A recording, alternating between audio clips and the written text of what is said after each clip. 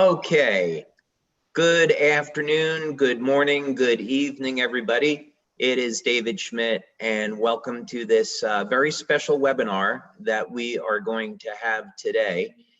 And of course, this has come as a result of the world global pandemic of the COVID-19 coronavirus. And I thought it would make sense to address all of you. I know many of you are very concerned about how the situation has unfolded and developed. And this is a time for unity. This is a time for remaining strong and banding together, and for taking positive action, and for looking at what our options are, what we can do to protect ourselves and our family beyond what is being recommended by health officials.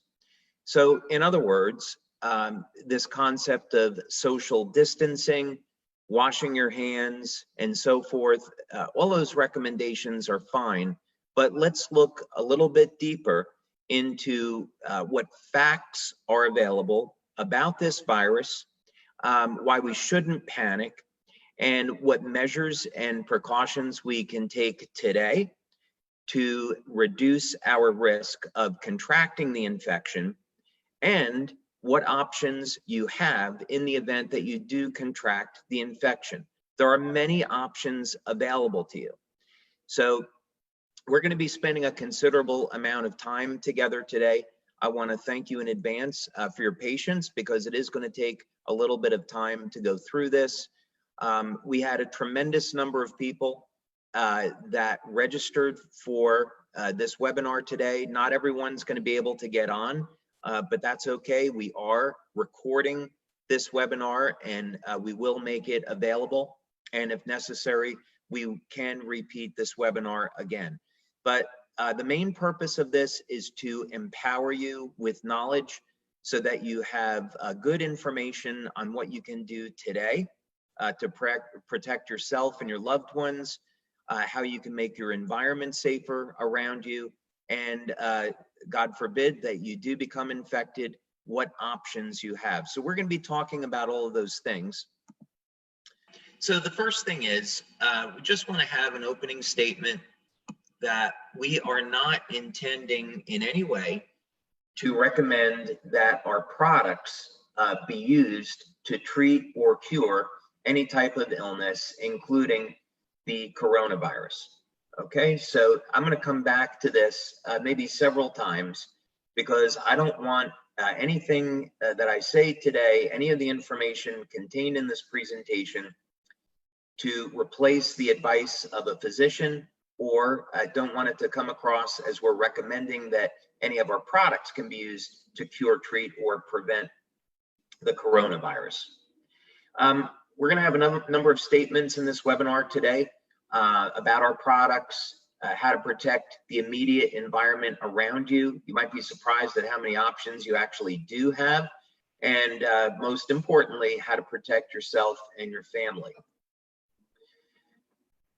Now, when we make claims about our products, number one, they're based on claims for general wellness. So things like improving energy, providing management for minor pain relief, elevation of antioxidants, anti-aging effects, and so forth. And any claims that we make are always based on clinical studies. So I just want to make it very clear that we have never performed any clinical studies on the use of our products in treating a viral infection.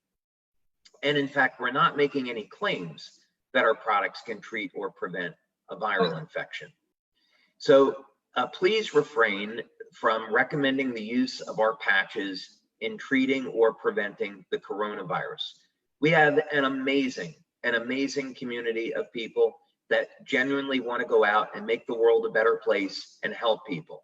And believe me, that is fantastic. And that's why I love our company. But we can't be irresponsible. We don't know what effect our products would have on something like the coronavirus, and we are not legally allowed to make recommendations about our patches for treating the coronavirus. So let's just make sure that we're clear about that. I also want to be very clear that I am a researcher and I'm an inventor. I am not a medical doctor. The reason why I'm providing this information today is so that you can take this information and bring it to your medical doctor or your healthcare practitioner so you can speak with them about the options that are available. In fact, there are several options that I want to make you aware of if you do become infected that only a medical doctor or a licensed health care practitioner should be administering. Okay, so I just want to make that clear. This is for your information. It's to empower you so that if you should become infected, you can speak to your doctor about these options. So let's take a look at what steps you can take to protect you and your family. Now, before we get to that, there is something rather alarming that I want to share with you today. And the first thing is the majority of this information that we have on the webinar is extremely positive. But something just came up this morning, and I do feel that I should bring it to the attention of all of our members. And this was in the science headlines today about how the first phase of human trials have begun on the coronavirus vaccine. Now, this should be incredibly alarming to everyone. And here's the reason. The normal amount of time that it takes to develop a new drug is 16 years. This is very well known. The other thing is that it can take years to develop drug studies with the FDA in the United States. So the question that I'm raising is the COVID-19 virus has only been in the public awareness for 2 to 3 months. So how is it during a 2 to 3 month period of time that a pharmaceutical company became aware of the problem, developed a vaccine, and got approval for human testing of a vaccine? I find it suspicious, but that's just me. In any case, information is power, and we should all be aware of what's going on in the world around us. But I find this extremely alarming. Okay. Now, I promise you most of the information after this is going to be much more positive, but let's get to know our enemy. Okay, so the first thing that we want to know is what are some of the characteristics about this virus, because it's going to help see how we could develop a strategy to defeat it in both protecting ourselves, and I'll give you a strategy that you can talk to your doctor about to help protect you from even getting the virus in the first place. And we're going to be discussing in great detail a strategy that you can implement with your doctor on treating you if you should become infected. Your doctor, of course, ultimately will be responsible for formulating an entire strategy, but I want to give you this information. Okay, anyway. So now, first thing about the coronavirus, a lot of people are really freaking out about this because it is a new virus. However, first thing to keep in mind is that a coronavirus is a very large family of viruses, and included in that would be the common cold. And I've got a number of references here in this PowerPoint, but this one comes from the World Health Organization, and it gives us definition. Now, some good news here is that SARS appeared back in 2002, 2003, and largely has not been heard from again. MERS, which was more recent, that has been largely confined to the Middle East. So even though right now we're dealing with a global pandemic of the COVID-19, the hope, of course, is that this virus will disappear in the coming months, and hopefully we won't hear from it again. But during that period of time, there's a lot of things that we should be concerned about. Okay, now next on our list here, so we know that coronavirus, COVID-19, is in a family of viruses. Amongst one is the common cold. So when we say, okay, well, common cold is a form of coronavirus, that makes it a little bit less scary. However, we do need to consider that one of the real problems here with COVID-19 is that the way that it attacks the respiratory system. And there's still things that are completely unknown about this virus. For example, in listening to a number of the virologists that are experts on this subject, one of the things that's alarming is that people can be walking around and be infected and have no symptoms. Another thing that's rather alarming is how infectious this disease is. For example, this virus colony is about 10,000 times higher than the common cold. So just the art of breathing, which the virus will stay active in the air for 3 or 4 hours, is why the virus is so infectious. Okay, and again, this information is going to come from this website, and this is the Center for Disease Control. Okay, so some of the good news here. So in speaking with a number of different doctors, the general consensus is that most people believe as we get into the summer months that the virus is going to subside. The coronavirus in particular does not like strong sunlight. The critical temperature at which it dies is 86 degrees Fahrenheit. So already in many parts of the world, we're approaching those temperatures.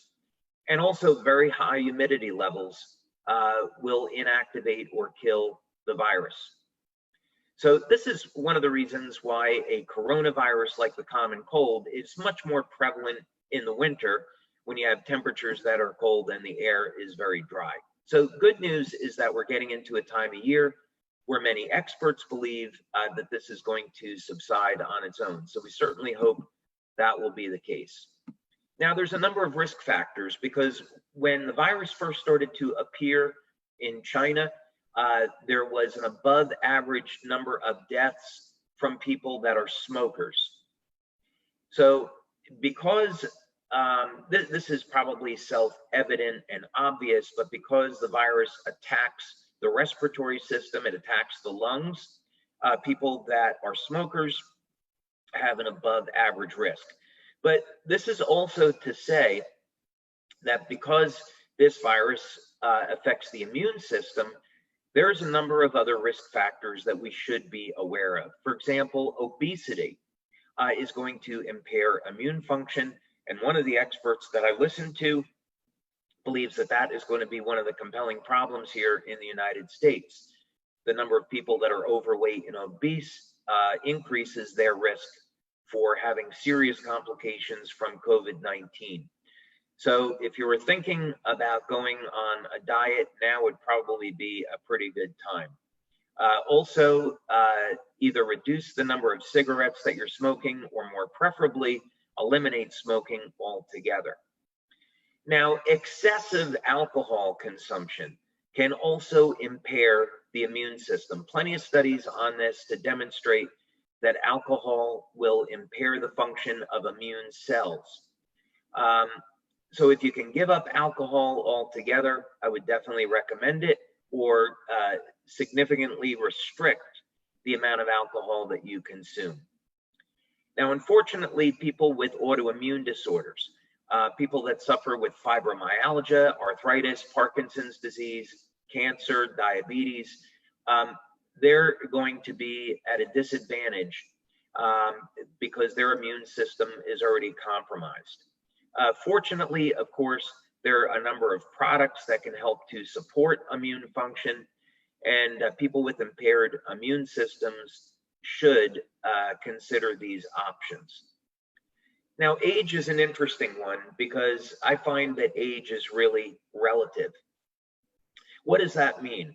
Well, it said that people over the age of 60 to 65 had a greater risk of complications and death with COVID-19. But that's because age is a general marker of immune function. So if you're over the age of 60 or 65, you should be taking extra precautions on keeping distance from people, keeping your environment clean, things that we're going to be talking about today. But if you're not obese, if you're not a smoker, if you're not consuming excessive amounts of alcohol, if you don't have an autoimmune disorder, statistics, of course, are not available on this, but logic would state that you'd have an above average chance as compared to someone with one of those afflictions. So age, I find, is relative, but it's, of course, is still a factor. Okay, so here's some information that's been released that we're going to go to. And this article that appeared several days ago now, 6 days ago, was the impetus by which I decided to do this webinar, because it provided a scientific basis for a number of talking points. And it's good that we have information to be armed with so we can develop a strategy that's going to be successful. And we scroll down in this article, and here we find first piece of information, and that is about how long can the virus remain active. So it can remain viable in the air for up to 3 hours, on copper for up to 4 hours, and on cardboard for 24 hours, and stainless steel up to 2 to 3 days. Now, in other information on the internet, you'll see that coronavirus actually dies within minutes when it is placed onto specific alloys of copper. Now, I want to just share a brief story with you. My first job after I graduated from college was designing medical devices. And one of the projects that I worked on was, this was a project to look at IV line sets. And so here's what happens is you have an injection port on an IV line set, and something will get injected into it, a drug, what have you, and the nurse or the doctor are supposed to wipe the port with alcohol. Well, what happens if you don't wipe the port with alcohol? Germs, bacteria can get into the line set, and then of course into the patient, and they can develop an infection. So the idea here was to take copper tubing, and also take copper tubing that was plated with silver or gold, and see whether or not the electrical properties of those metals could interfere with the bacteria and kill it.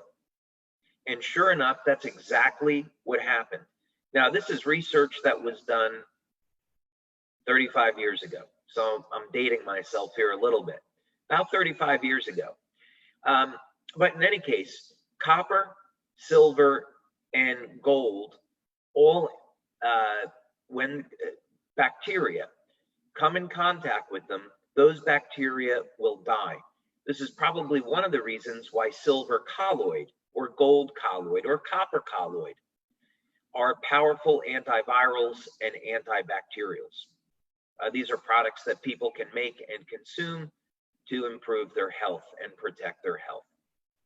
But anyway, that's not what we're talking about specifically today. So this is the first piece of information. And then if you go down later, what we're going to see in this article is information about hydrogen peroxide. 0.5% peroxide can efficiently inactivate the coronavirus within a minute. Now, here's why this is important. First of all, the hydrogen peroxide that you can buy from your local pharmacy or supermarket is 3%. I am shocked that, given that the coronavirus lodges in the throat, that we don't have medical experts at least recommending gargling with hydrogen peroxide as a method of dealing with this infection. Of course, there's not enough studies yet to show how effective this might be, but what's the harm in recommending people to gargle with a 3% solution of peroxide that's cheap and that you can get at your local store? Of course, you can also clean with peroxide. So it becomes very, very inexpensive. You can dilute it from a 3% solution down to a 0.5% solution. Now, another thing that's important about this is that one of the ways our immune systems kill a virus is with hydrogen peroxide and other oxygen radicals. These are called reactive oxygen species, and they include things like hydrogen peroxide, superoxide, and also ozone. This is why oxygen therapies are so powerful. They're also safe. Hydrogen peroxide is made from water and oxygen. So it has an extra molecule, extra atom of oxygen. And once hydrogen peroxide comes in contact with a germ, it breaks down into water and oxygen. So it's incredibly safe and incredibly effective. And we're going to get to more of that later, because there's several ways that you can elevate hydrogen peroxide in your body and use this as an effective way to help boost your immune function. And later on, you can actually use this as a treatment for the virus should you become infected. This, again, is something you need to talk to your doctor about. And I'm going to stay well hydrated here, so bear with me. Okay, so the takeaway on this is we can use copper and hydrogen peroxide or active oxygen as a weapon. Okay. Now, what about our ambient environment? This probably has a little bit more relevance in the workspace, but I did want to mention this if you're so interested in putting one of these in your home, but I think it has more relevance in the workspace. So given that the virus is going to stay active for 3 hours or so, 2 to 3 hours in the air, and we know that hydrogen peroxide will kill the virus, what about other oxygen radicals like ozone? Well, there are certainly many clinical and research studies that show the benefits of ozone in destroying viruses. And there are air purifiers that are sold for this basis. Now, some of them will put ozone into the air. That's what I would recommend. Others have a tube with ultraviolet light inside them, and they simply pull the ambient air into the filter. They run the air past an ultraviolet light, and the ultraviolet light will kill viruses and bacteria. And then, of course, you get pure air. So this, I believe, is something that all companies should be doing. It's something that we're doing at LifeWav, at our office in San Diego and our office in Ireland. This is something that we're recommending actually for all of our offices. Install ozone air purifiers, keep the air clean and pure, and so we can reduce the viral load and reduce the risk of infection. Now, there's certainly other things as well. There are things like negative ion generators. Whether or not that's going to be effective in destroying viruses is another matter. Ozone for sure will do it. All right, now let's talk about some of the basic things that you can do to deal with a viral infection. And I'm going to be clear about this. There are many options. This is not meant to be a all-encompassing presentation on every single piece of technology and option that's available to you. There are many. Specifically, I am not getting into things that are expensive and won't be available for most people. For example, there's technology. that's available for destroying viral infections. I'm not going to cover it because it's way outside the scope of what would be achievable and available to everyone. So we're going to be covering the basics, and the basics are very effective. So that's to say there are other options. Now, first thing is we want to work with the basics, and you need a good foundation. Melatonin, as it turns out, is a very powerful antiviral. And getting a good night's sleep, any product that's going to support a good night's sleep, is therefore going to support immune function and help to suppress viral activity. So really focus on preparing yourself to get a good night's sleep. Make sure your room is nice and dark. You're in a relaxed state. Put away the computer. Put away your cell phone at least 30 minutes before going to sleep. Read a book. Talk to a loved one. But prepare yourself so you get at least 7 or 8 hours of sleep. Now, obviously, nutrition is going to be incredibly important. We want to arm ourselves with essential protein, antioxidants, healthy fats like omega-3 fatty acids, and we want to have our phytonutrients, especially fruits and vegetables that are going to contain antioxidants that are known to combat viral infections.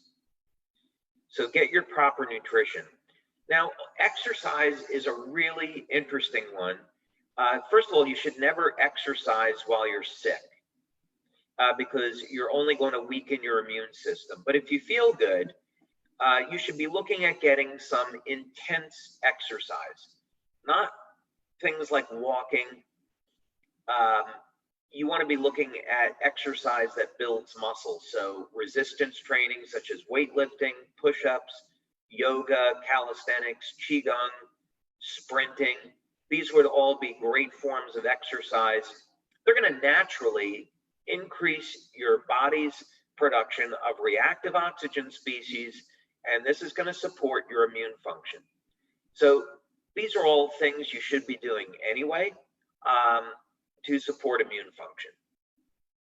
All right, now I know a lot of you are going to want me to talk about supplementation, and I'm going to do that, but I will do that again with the understanding that you're going to agree to work on your basics. Get healthy nutrition, get a good night's sleep, drink lots of water, get exercise, okay? Then the supplementation is going to be more meaningful.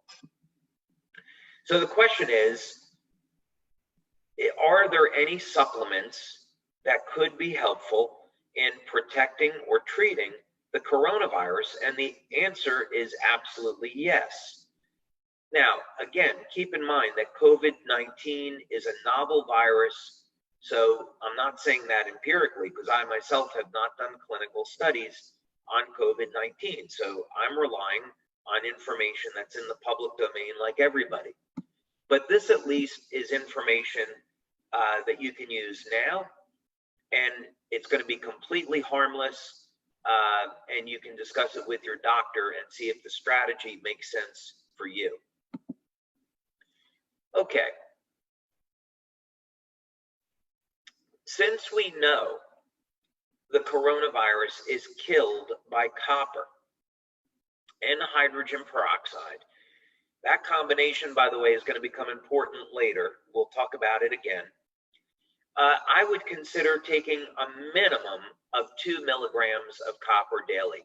Now, I know some of the medical doctors on the line today will say, well, David, don't you know that copper is toxic? Well, is it? You could tell me iron is toxic because iron is a heavy metal. Well, very clearly we say, well, that's ridiculous because we need iron in order to transport oxygen in our blood. Without iron, we would die. Other metals like zinc and selenium. Of course, if you take too much zinc and selenium, they're going to be toxic. So we're talking about getting an amount of copper here that is safe and effective. And there are many opinions and studies about this. So let's work from clinical studies. First of all, clinical studies, and I've covered this on other webinars, so I'm not going to get into it today. That other information is out there already. But in other webinars where I've covered this subject, there have been studies where people have been given an injection of 30 to 50 milligrams of copper. And that excess copper was cleared from the body within 4 hours. So the human body has a means for dealing with abnormally high levels of copper. Secondly, another clinical study looked at 10 milligrams of copper per day, and it was determined that that level of copper was non-toxic. Now, in other research, going as far back as the 1950s, it was found that 3 to 5 milligrams per day of copper was not only safe, but it was effective in maintaining health. For myself, I'm taking anywhere from 5 to 7 milligrams of copper as a precaution. I take 2 different forms of copper, copper glycinate and copper chelate. Either one is going to be fine. They're readily available. They're very inexpensive. And as a bonus, we recommend taking copper anyway because it goes with our X39 product. So those of you that are using X39, you know that mobilizes copper, and we use that to support the natural wound healing process. So look at that as a benefit. If you were using X39 and you were taking a copper supplement as a result, you've already been getting that protection and you weren't even aware of it. Now, for those of you that don't want to take vitamin pills, you do have several options. Liver, by the way, you could have 1 serving of liver and have 20 or 30 milligrams of copper. So clearly, there are not people dropping dead from eating liver regularly, which they do in some parts of the world. So, dark chocolate is another great source of copper. Liver is going to be the best. I know many of you won't like that, and you'd prefer dark chocolate. That's all fine. I would still take a copper supplement just to be safe. Again, speak with your healthcare practitioner about that. All right, so let's take a look at another article here. So, of course, we were talking about the use of a copper surface to kill the coronavirus. That is certainly different than supplemental copper. So I want to address this first. And here is an article, Using Copper to Prevent the Spread of Respiratory Viruses. This specifically refers to metallic copper and things made of copper. And here you can see down in this article, on copper and a range of copper alloys, collectively termed antimicrobial copper, the coronavirus was rapidly inactivated within a few minutes. So this tells us how powerful copper really is. The question, though, is will the copper in the body have the same effect? Well, let's find out. Now, there are about 1,000 people on our webinar today.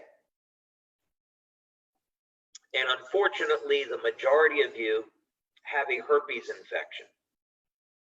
And that's fine. If the majority of the population have something, that's kind of something that you might say is normal. These viruses, they hide in our nerves. And for many people, you live your entire life with a viral infection, and it doesn't significantly impair your quality of life. If you let your immune system go weak, it could have very detrimental effect on your health. Of course, when people think of herpes, they normally think of genital herpes or HSV1, which is a cold sore. And so what about, since this would be a very common virus, it's obviously not a coronavirus, But we want to look at this mechanism of copper and viruses because it has some relevance here. And we have previously seen that the coronavirus can die in the presence of copper. What will happen in the human body? And we can see it right here, that copper is mediated to inactivate the herpes simplex virus. And you can see it right here. What happens is that copper is used in conjunction with plain old vitamin C. And the reason is that vitamin C is going to elevate production of hydrogen peroxide in the body. Now, I've seen some experts saying, well, vitamin C, there's no clinical evidence that it can treat the coronavirus, but, there's no harm in taking it. Well, it's true, the clinical studies are kind of all over the place, but remember, some clinical studies, they may be using a very, very low dose of vitamin C. In effect, there was one clinical study where people were given an injection of 8,000 milligrams of vitamin C, and that was shown to be effective in killing the common cold, which is a coronavirus. Now, it could be that the reason why studies are inconclusive when using vitamin C in treating the coronavirus is because they don't take into effect the content of copper in the body. Many people today have diets which are deficient in copper. So if I were going to do a clinical study and I wanted to look at this, I would be using a combination of oral supplementation of copper or even by injection, along with intravenous vitamin C or intravenous hydrogen peroxide. I would use the combination of the two because it's very clear right here, the two of them work together to inactivate, in this case, the herpes virus, but we'd want to look at that relative to the coronavirus. So this is important because it tells us now that we're using in this study ascorbic acid to elevate hydrogen peroxide. The body's own immune system produces hydrogen peroxide. So this is why copper supplementation on its own could be effective in dealing with the coronavirus, maybe reducing risk. Okay, we don't know, but it's certainly inexpensive and harmless. So what does this all mean then? What's some of the takeaways about this in addition to taking supplemental copper? I would consider taking a minimum of 1,000 milligrams of vitamin C daily, as this is converted into hydrogen peroxide. Now, excessive amounts of vitamin C can lead to kidney stones. So if you're prone to kidney stones, speak with your doctor first and get their advice on this. There are other ways to get hydrogen peroxide other than through vitamin C. One, there's a supplement that's been on the market for a long time where they take hydrogen peroxide, this is food grade hydrogen peroxide, and they add it to aloe vera. Now, if you take hydrogen peroxide, first of all, you should never drink hydrogen peroxide that is not food grade. The type of peroxide that you get from a supermarket has a stabilizer in it. It's a tin stabilizer. You should not drink that. There are food grade sources of peroxide, but even if you were to drink, well, first you have to dilute it because it could be 30%. You would be drinking 0.5% peroxide. It still can cause significant nausea. So there's already products on the market where they mix food grade hydrogen peroxide with aloe vera. It's very calm on the stomach, plus the aloe has additional benefits. This is known as a way to elevate peroxide production in the body. It's okay. It's not the best way to do it. The best way to do it is to get an IV drip of peroxide. There's some potentially very negative health consequences that can occur, damage to the blood vessels. So only a medical doctor or a licensed healthcare practitioner should administer an IV drip of hydrogen peroxide. Okay, but that is something that is available. If I got infected and I wasn't doing other things, that would be an option that I would speak with a medical doctor about. Now, by the way, because the respiratory system becomes impaired, the conventional treatment for someone that has coronavirus is to give them a tube so that they can breathe. This is very, very uncomfortable, and many people don't want to do it, but it could save lives. In any case, not that you could avoid that, but again, consider, if you become infected, consider getting an IV drip of vitamin C and or hydrogen peroxide. All right, now, ozone is much more potent as a destroyer of viruses than hydrogen peroxide. And ozone injections are relatively available depending on what country that you're in. I'd be speaking with a medical doctor that offers this service as a precaution in the event that you need it. Again, in the interest of time, I'm not going to get into all the details behind this, but suffice it to say that injections of ozone are available, and ozone is absolutely deadly to viruses. So that should be considered. Now, something that's very, very common are IVs of vitamin C, usually 10 grams and higher. And I want to put this in perspective because Linus Pauling was a Nobel Prize winner. And he was the one that discovered the clinical use of vitamin C in the treatment of different types of disease, and specifically megadosing on vitamin C. So Linus Pauling and then later medical doctors would administer up to 80 grams per day of vitamin C and found it to be non-toxic.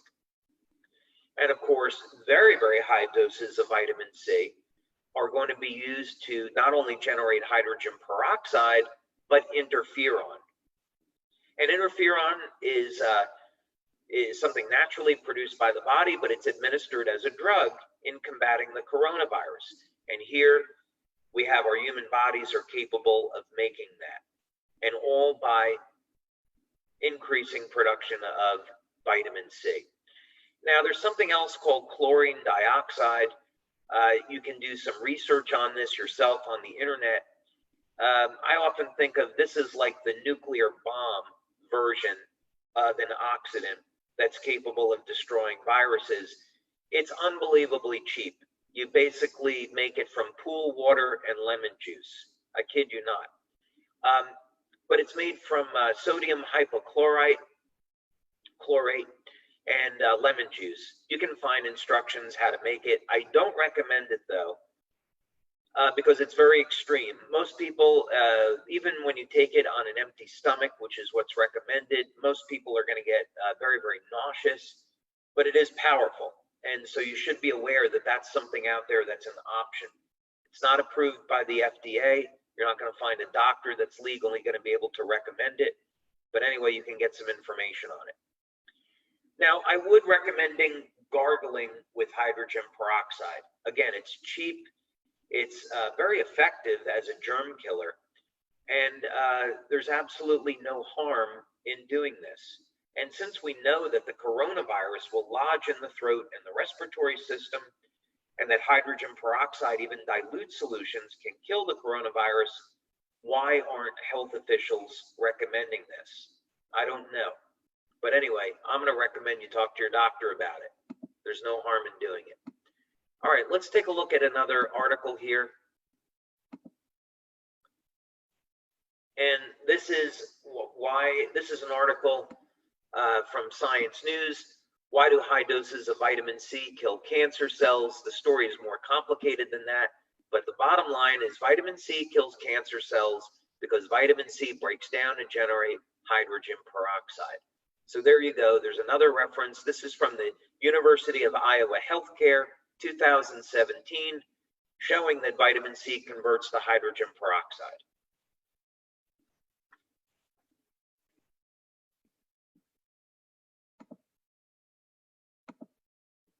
Okay, now there are many other antivirals that are available.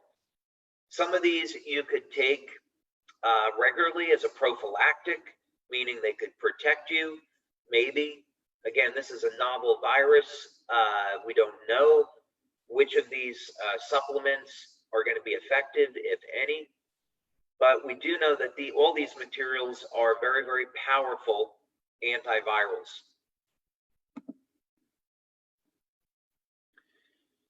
Garlic extract. Now, one thing that's interesting is that when you combine vitamin C, if you're using vitamin C as an antiviral, and you combine it with garlic, it's going to double your body's levels of nitric oxide. And nitric oxide is a very, very important part of your immune system. And you also probably know that nitric oxide creates the Viagra effect and is a vasodilator and is good for the circulation. Now, before you run out and you get garlic, you say, I'm going to take garlic every day to lower my blood pressure and for a man, you know, improve enjoyment. Bear in mind, do not take garlic daily. Here's the reason. Garlic inhibits the telomeres. Telomeres control how long you live. If someone has cancer, they should be taking garlic all the time. Garlic will interfere with the ability of a cancer cell to reproduce. Talk to your doctor about that. But for longevity, garlic is highly undesirable. So if you're going to take it for a short period of time, let's say 2 or 3 months, no problem. But I would not be recommending garlic on a regular basis. If you have symptoms, that's a different story. Then the next one is called BHT. It stands for butylated hydroxytoluene. BHT is an antioxidant. Now, much of the information that you'll see on the internet is incorrect about BHT. It is made synthetically. However, it was found that plankton in the ocean contain BHT. So there is a natural source of it. It's just that the synthetic source happens to be very, very inexpensive and commercially available. Now, there is information on the internet about the toxicity of BHT. I personally do not believe all of that information is necessarily true. What was found in the 1970s is that BHT will rip apart a virus. Now, BHT is fat soluble, meaning you need to take it with something like coconut oil or olive oil, or even milk fat is okay. But coconut oil is usually what's recommended since coconut oil is antiviral. But in any case, it was found, there's a document on the internet you may still be able to get. This was known back in the 1970s that people that went on a 4 to 6 week program of taking 500 to 1,000 milligrams a day of BHT would never have another herpes outbreak again. So BHT became a very important supplement for those suffering from herpes. But since then, information on the internet has said that BHT is toxic. Again, I really question whether or not that's true. But that is something that's available, and it's also inexpensive. Talk to your doctor. Now, oregano oil and olive leaf extract are both unbelievably powerful. They both, again, they destroy viruses. I would not use either of these regularly. I would only, if you choose to use them when you have symptoms. Of course, if you have symptoms, go to the hospital, get tested. I'm not suggesting any of this as part of self-diagnosis or self-treatment. You've got to treat this disease very, very seriously. But these, again, are options that you have. So if you're forced into quarantine and you want a plan and have something, this is a possibility. Now, colostrum, while it doesn't necessarily kill a virus directly, will support overall health of the immune system and improve the way your body responds to new viral infections. So colostrum is something you could consider. It wouldn't be my first choice, but it's a healthy food anyway. Now, fasting. I put this up on sort of the supplement list here, but if you have not experienced the benefits of fasting, now might be a good time to do it. Intermittent fasting, there's certainly plenty of information on the internet about it. What you would do is you would eat during an 8-hour window, and then you would fast, let's say for 16 hours. There's options in the window, but let's say a minimum of 16-hour fast, and then you repeat. But that's a way to improve your immune system response, and it doesn't cost anything. And during that time, you can have something like black coffee or green tea or water, but no food or no calories during the fasting period. All right, now some other things that could be helpful. L-glutamine.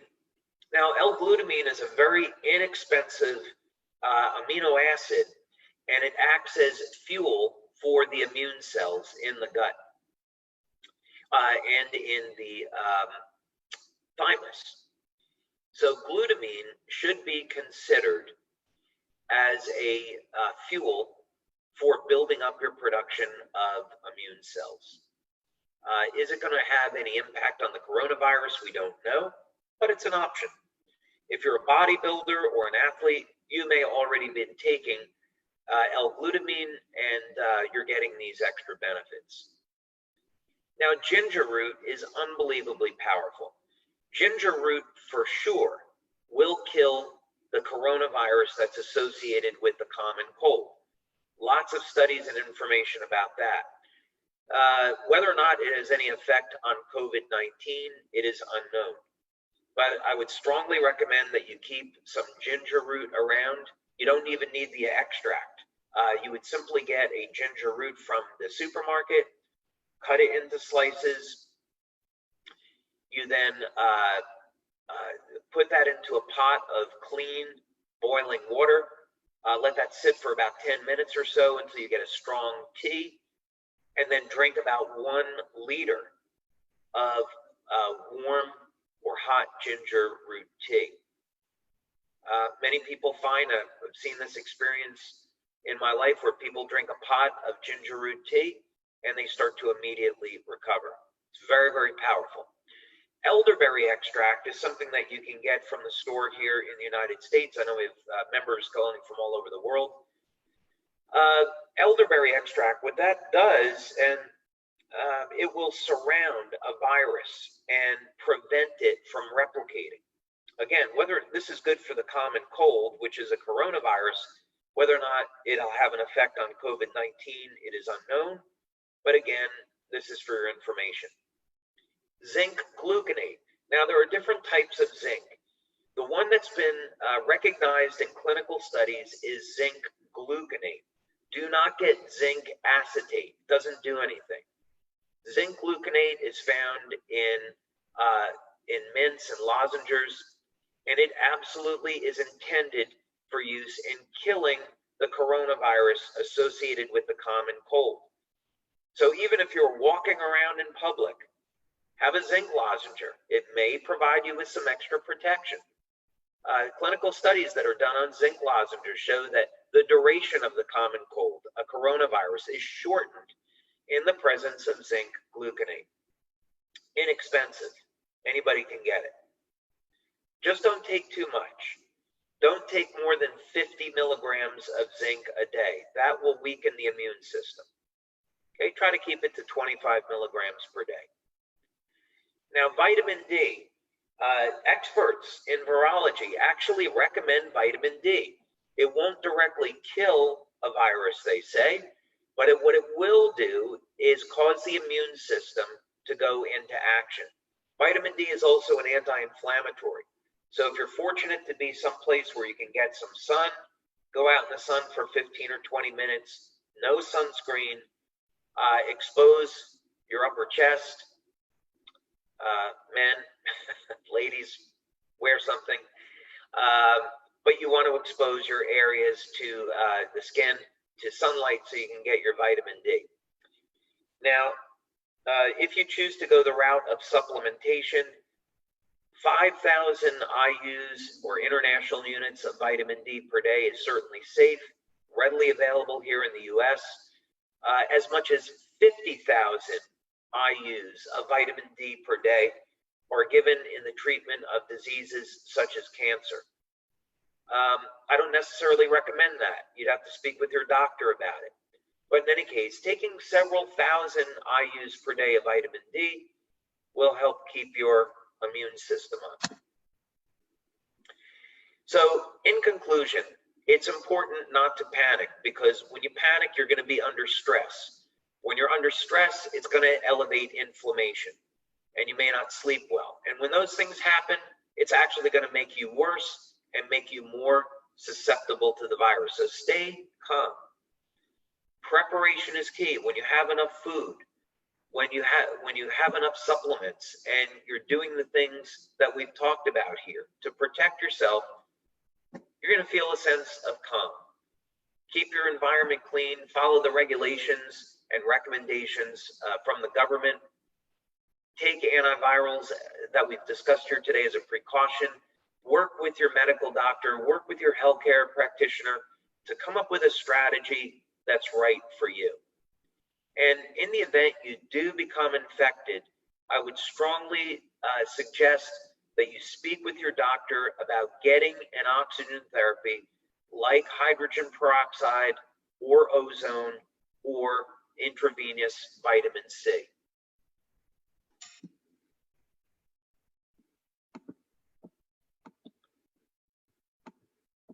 Now, let's see, bear with me here. All right, there we go. Okay, so I hope that you have all enjoyed this webinar today.